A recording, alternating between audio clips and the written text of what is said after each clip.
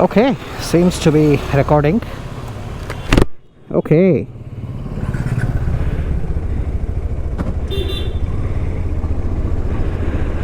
First of all, a hearty namaskara to all of you champions of the cause of revving throttles and internal combustion. Okay, with that theatrical start out of the way, hope you're all doing absolutely well. And as you can see, I'm on something a bit different to what I usually am on. Most days that you see me on musings from the saddle. So today I'm on my 390 adventure. Hadn't ridden this in a few days, so thought let's do this. And there is also something a bit different in front of me. This is the Carbon Racing windshield, the long awaited Carbon Racing windshield. So this arrived last week, and it was a DIY install which I did it myself. And the one thing about Carbon Racing is, although their product design philosophy is very good and the products are extremely high quality. So for example, this particular windshield which I'm using, I wish I could make you feel its quality and its fit and finish. Trust me, it's no less to any OEM KTM accessory. It's that very well made. But they're not very good at being user friendly in terms of sending some literature in as to how to install any of their parts, or making any videos and uploading it on YouTube. They are yet to get much better at it, and this is my sore point with them. And in spite of messaging the founder many times, I did not get any help in terms of any literature or video or anything. So in the end I had to pretty much look at another video and do it myself. It's not a terribly complex thing to do, but a video would have really helped. None of the accessories makers can assume that the user of your products is more smarter than you, or knows exactly what to do. So please do not assume it. Make it as simple as possible for installing these things, and you will just raise the bar on user experience. Okay, with that out of the way, so this is part 1 of the windscreen package, as he calls it. Part 2 of the package is yet to arrive. So part 2 basically means a stabilizer block of aluminium over there with a mobile mount option built in, and 2 aluminium bars which actually hook on to either of these 2 holes here to give it additional stability, especially at high winds, because just with the stock holder, high winds may not be able to be sustained by this windscreen. I am planning to ride tomorrow on my Sunday ride anyway, and I'll find out how exactly this holds up. So part 2 is yet to arrive. It should be coming sometime next week. So I will install that as well, and we should have the complete rig in place. Right, so I'm headed somewhere. You guys must be thinking, where am I headed to? I am actually on my way to Kawasaki Langford Road, and the reason I'm going there is to test ride the Versys 650. So as some of you may know, Versys 650 is one of my all-time favorite bikes to own. That is still on my wish list, and I have been waiting to test ride this bike forever. I have never ridden it even once in my life so far, and yeah, so I had called the person who I'm in touch with, the salesperson in Kawasaki, and he told me that just 3 days ago he's got the test ride bike officially from Kawasaki, and that I can go and ride it. I can have a test ride. So that video should be dropping very soon on the channel. It is going to be pretty much of a first impressions and what I think of the bike and all that sort of a thing. And yeah, that's all that it's going to be. Bear in mind, I am somebody who's already owned a couple of super bikes in the past, so I'm not exactly new to the feel and you know, the experience of having ridden a super bike. So that's going to be the place where I am coming from. This windscreen, in the meanwhile, it's a bit of an acquired taste, at least the first thoughts, because it's quite taller than the stock windscreen that I'm used to riding with, and it definitely feels like there is something in the way of my line of vision, but I suppose it's something that you just need to get used to.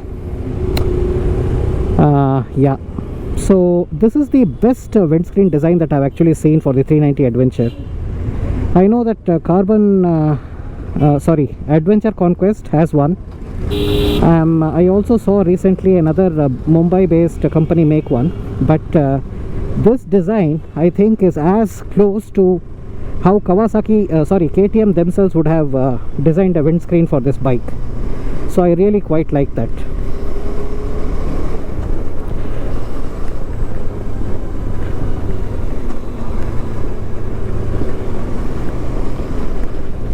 The second thing is, I have made about 2-3 episodes of Musings on the Saddle, which is my sort of a generic moto vlogging format or theme. And when I view those videos as a neutral viewer of any moto vlogs, my initial impressions are that I thought it's a bit of too much talking from my side. I'm not sure if you guys also feel the same. So today I'm going to try and punctuate this moto vlog with a bit of silence and with a bit of talking, and just see how this whole thing goes down. So if you see me briefly be very silent and then speak in intervals, that's the reason. So on my ride to Kawasaki today, I've got one topic that I'd like to talk about. So basically this is about my favorite moto vloggers or motorcycle channels on YouTube, and I'll also tell you the reasons why that is the case, because I've been somebody who's been watching moto vlogging for about 5 years now, regularly. I have seen pretty much all that there is to see in India in terms of the moto vloggers and who's who and who does what and all that sort of a thing. I have been a regular viewer of some moto vlogs, and I have been a fan of some only to become a non-fan later for various reasons. But these ones which I have finalized, these are pretty much the ones that I have actually stayed with as somebody who I'd like to watch frequently. So that's going to be the topic of today's ride.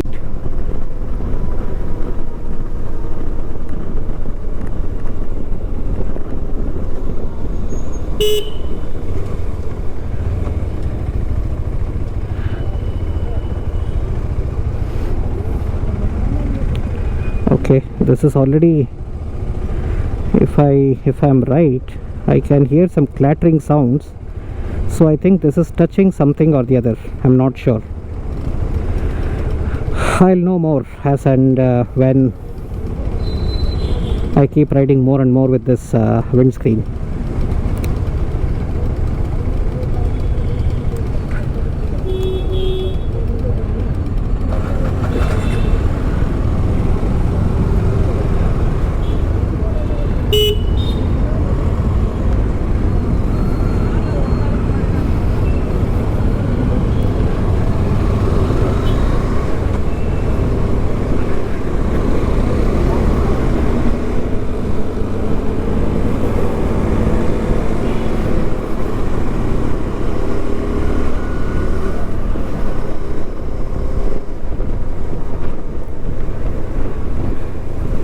Okay, so let's start with my favorite list of motorcycle channels.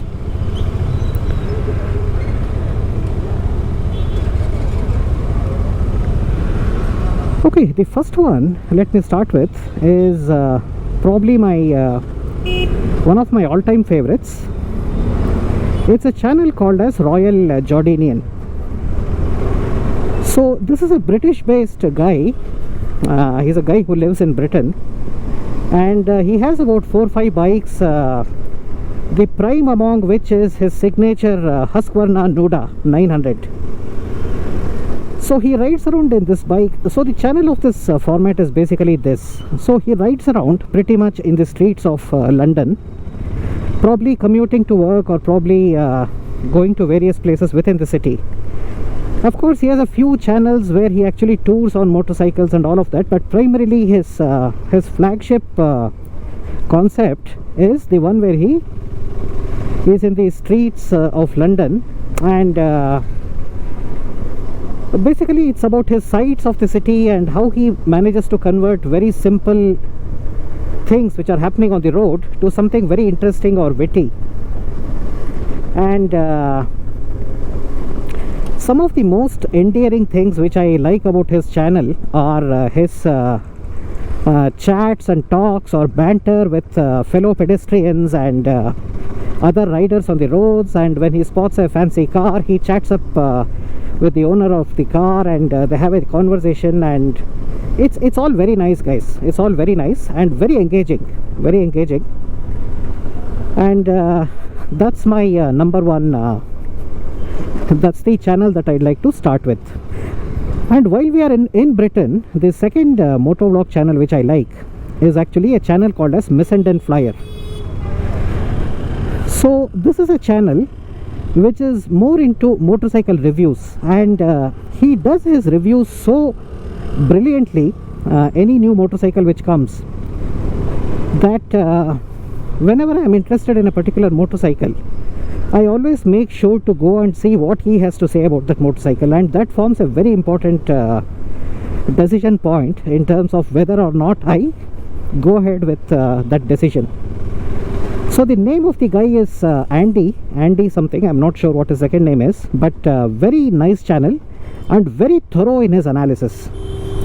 And usually when he does his reviews, he comes up with a list of pros and cons. And my favorite way of pros and cons lists which I tend to make is purely inspired by his channel. So that's something which I really like about Missenden Flyer. Again, another British channel. I'll give a link to all these channels in my description, hopefully, if I remember to. So you guys can subscribe if you'd like, after taking a look, of course.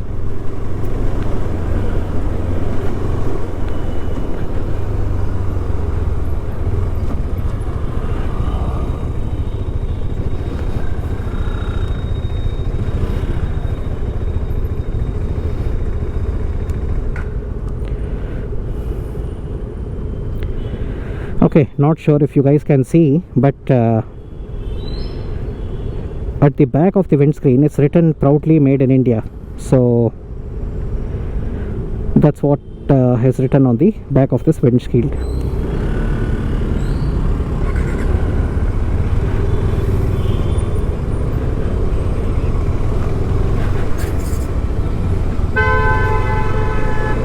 Idiots. Okay, now let's come down to our own very own India for a minute. A couple of my very favorite Indian motorcycle channels. One is Vikas Rachamalla. So Vikas is a Andhra Pradesh, Hyderabad or Telangana based motorcyclist, very knowledgeable in motorcycles, and generally does one hell of a job in explaining various technical parts and procedures and everything in terms of motorcycles. So I really like his channel. A very down to earth guy, a bit passionate, and overall very well done. The next one would have to be a channel called as Annie Arun, which previously used to be called as GoPro Man. So why I like Annie Arun so much is because of his because the sheer exploratory nature of his moto vlogging. So what he does is, he's typically his content and what you see on his channel are not something which you see in an urban setting. They're mostly somewhere in the wild, off the beaten path, and yeah, he does it extremely well. And especially his rides in the rain. He is a self-confessed pluviophile. So a pluviophile means somebody who is extremely fond of rain, and most of his rides are actually in the rain. And the kind of places that he actually takes you to, least expected places, and somewhere in ponds and lakes and the wilderness, and absolutely no road, and he is in all those places on his 390 Adventure, again this same bike. And previously he used to do it on the Duke 200. So a very nice channel, and I can never get bored of watching his content. That's one. And now from India, let's again go back a bit out of India. So another channel, and probably the only non-male channel in my list, is Itchy Boots. So Itchy Boots is a Dutch woman motovlogger, and for people who don't know, she actually came to India. She bought a Royal Enfield Himalayan, and she rode from India all the way back to Netherlands over various terrains and topography, and all of that is documented on her channel. Extremely good, very engaging style with some very slick editing, and her storytelling is extremely good. And the fact that one lone woman basically traveling the world on an Indian made Himalayan, I mean, what's not to like, guys? A very nice channel. Have a look at her channel. I'm sure you'll like it. And the next channel which I like is a channel called as Strel, again an Indian channel. So this guy actually lives in Bangalore, I think, and he's from Kerala. His channel is called Strel. So he again does extremely good motorcycle reviews, and a very mellow and a calm style of moto vlogging with not much fanfare or brouhaha. And his whole shtick, a bit of a thing which has got going on, is that he doesn't reveal his identity. So a bit of a Royal Jordanian vibe going on there. So yeah, that's something about Strel. So, and those are the reasons why I like his channel. And I think these are probably some of the top channels which have remained my all-time favorites for quite some time now. These are channels which have persisted over a test of time, and several channels I have watched, I have subscribed, I have unsubscribed, I no longer watch them, and all that sort of a thing. But these are the channels which have remained.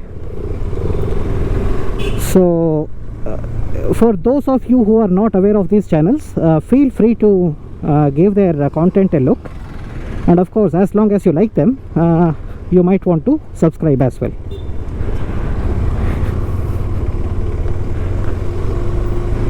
Other than these, like I said, I'm pretty much aware of every other single channel which is there, any famous motorcycle channel, and if I'm not mentioning them, there's a reason why.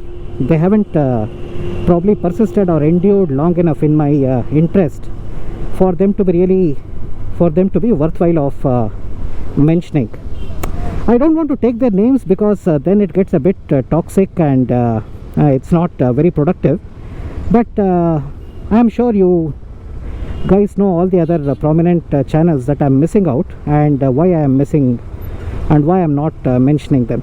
So okay, there is something which is happening on this road.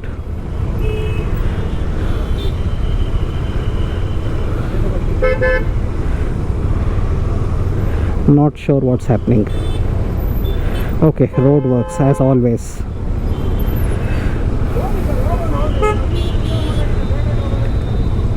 I don't know when we will see the end of these road works, guys. Seriously, horrible.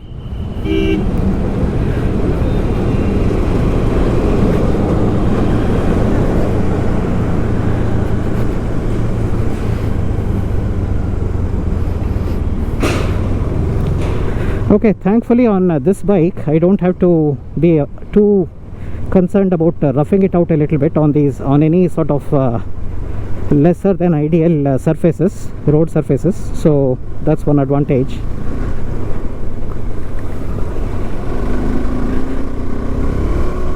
Yeah, and this is the other thing which this bike does extremely well. Give me a lot of power whenever I need it. Okay, looks like the way back is going to be quite messy as well.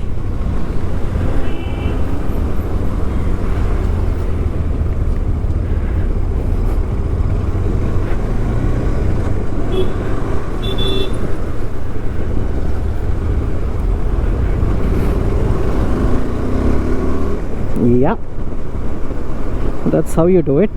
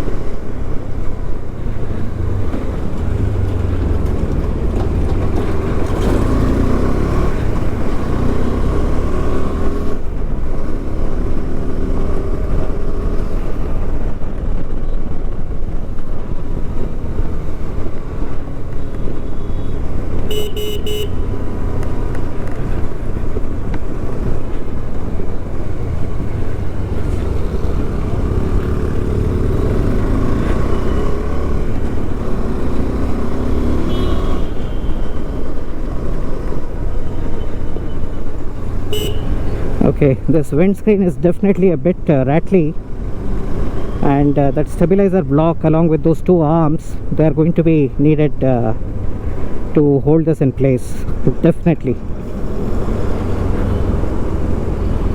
At slow speeds it's fine, but once the heavy winds start pushing back against that windshield, I feel it's going to struggle.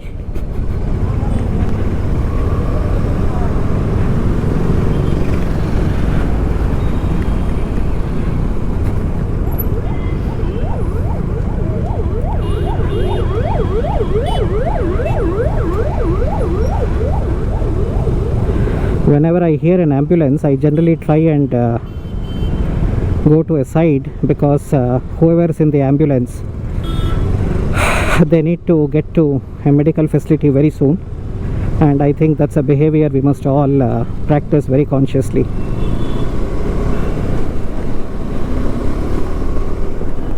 Okay, the Kawasaki showroom is not too far from here, so we should be getting there soon enough.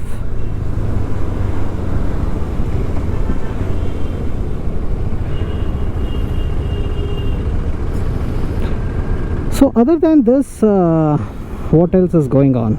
Yeah, like I had said in my last video, last week was one of the craziest weeks in terms of work. Yeah, it was pretty intense guys. So a lot of work had to be done, a lot of issues had to be discussed with leadership, and explanations given and all that sort of a thing, and this will again continue well into the next couple of weeks, but the next week should hopefully be a bit of a breather.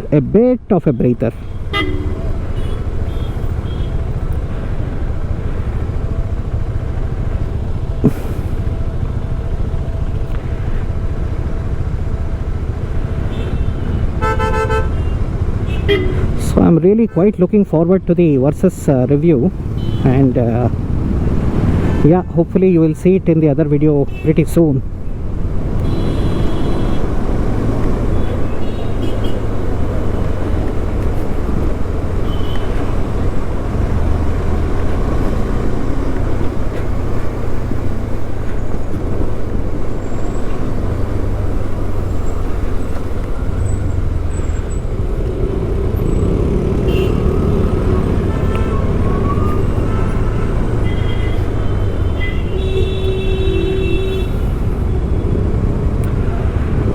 you may probably be wondering,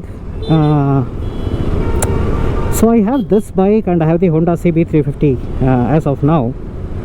You might be wondering how I find riding this bike after having been on the CB350. It's absolutely fine, guys. This is one of the lightest bikes, and like I said, I always love the feel of an adventure bike, a very big bike like this. So I don't find anything. I find the balance between the two different personalities of these bikes quite a balanced proposition.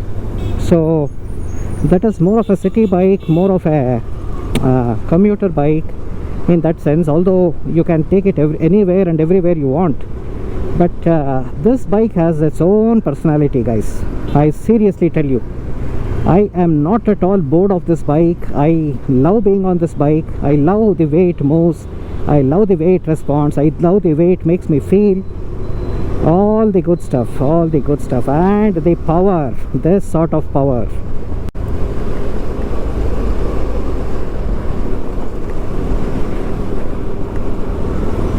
If I could give this bike a name, I would actually call it the Power Wolf. That's exactly what it is. It's a wolf. It's a wolf waiting to pounce and jump over things, and it's got oodles and oodles of power. And Powerwolf is also a German sort of a werewolf themed metal bands who I happen to like, so there is that connotation as well.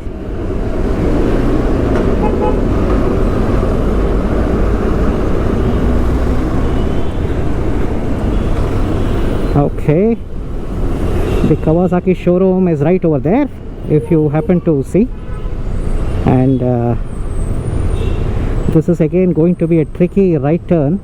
Lots of traffic, backed all the way up. Hopefully we are able to reach there easily.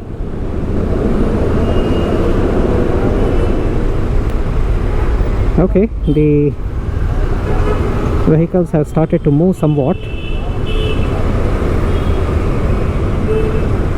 Right, so this is Kawasaki, and I see that somebody already seems to be taking a test ride or something, so let's do this.